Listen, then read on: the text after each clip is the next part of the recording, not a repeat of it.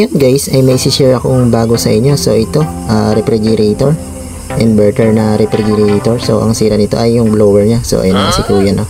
I-prepare na lamig siya na para patungan ko. So ayaw lumamig. So ayan, magpapalit tayo ng blower niya.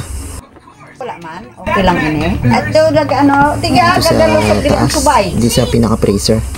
Ayan. So ayan na nga guys. Pumatong ako dahil medyo mataas to. Ayan. So ito guys, no, ito yung ano niya. Kaya yung lumalamig dito sa loob. Ito yung pinaka evaporator niya. Ayan. So lumalamig yan, pero nagtataka sila hindi lumalamig dito sa labas, hindi daw maka-ice. So dito nga nakalagay nga guys yung blower niya. Dito nakalagay sa nakatakip doon sa evaporator niya. Ayan.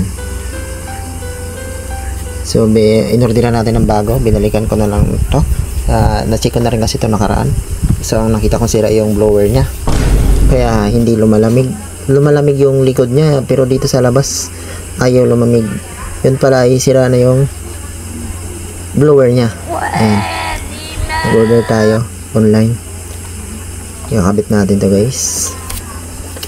So dito siya nakalagay guys sa loob ng takip na to, na dito sa ice cheese na to.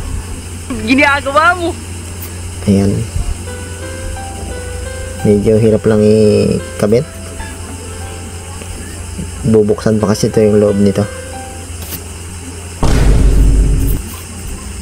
So hinahanapan natin yung tamang pagkabit niya, kasi baka baligtad.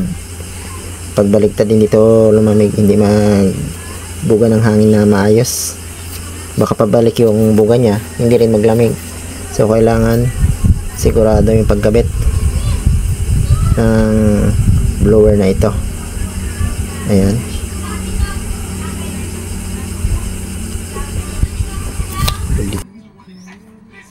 Ayan na nga, ay bubuksan natin tong pinakatakip niya.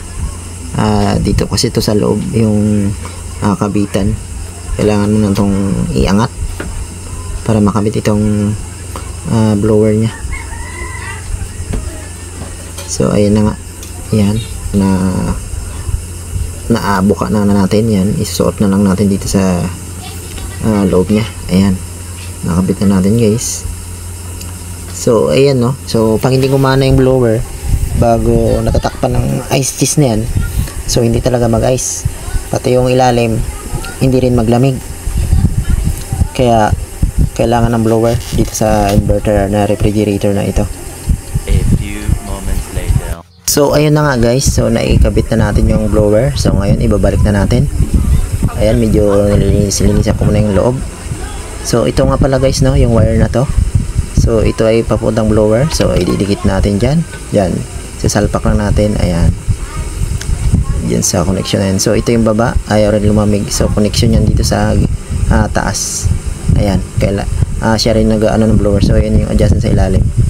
Ayan. Sarado natin. Subukan kung maglamig na. So ayan guys. Yan guys. Makikita yun sa bawas. So, lumamig na. Gumana na yung blower. Ayan, sinagad natin yung ano niya, adjust ng refrigerator na ito. Ayan, okay na. Nagpawis-pawis na itong tubig. Ayan.